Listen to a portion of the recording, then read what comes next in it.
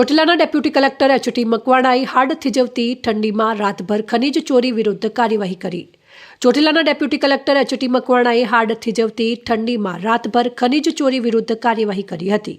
સાયલાના ચોરવીરા પંથકમાં ગેરકાયદેસર ખનીજ ખનન પર દરોડા પાડી તેમને સ્થળ પર જપ્તી અને પંચનામાની પ્રક્રિયા પૂર્ણ કરી, જે સમગ્ર ગુજરાતમાં ચર્ચાનો વિષય બન્યો છે.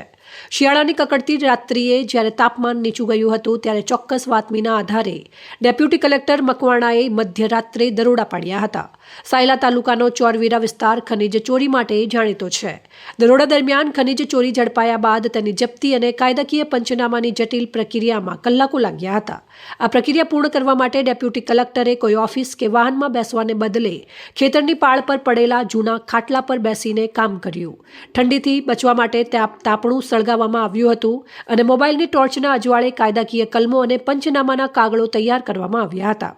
તેમણે બીજા દિવસે ઓફિસમાં કામ કરવાને બદલે ઘટના સ્થળે જ તાત્કાલિક કાર્યવાહી કરવાનું પસંદ કર્યું. ડેપ્યુટી કલેક્ટરની આ કડક અને કર્તવ્યનિષ્ઠ કાર્યશૈલીએ સ્પષ્ટ સંદેશ આપ્યો છે કે પ્રશાસન હવે મેદાનમાં સક્રિય છે. રાત્રિના સમયે થયેલી આ કાર્યવાહીથી ગેરકાયદેસર ખનીજ ખનન કરનારા તત્વોમાં ભારે ફફડાટ વ્યાપી ગયો છે.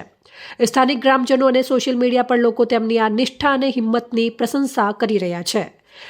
કોઈ પણ ભલામણ કે દબાણ વગર સિદ્ધિ અને સચોટ કાર્યવાહી કરવામાં આવી હતી. ડેપ્યુટી કલેક્ટર મકવાણાએ કોઈ પ્રોટોકોલના આમંડર વગર એક સામાન્ય વ્યક્તિની જેમ ખેતરમાં બેસીને કામગીરી કરી હતી.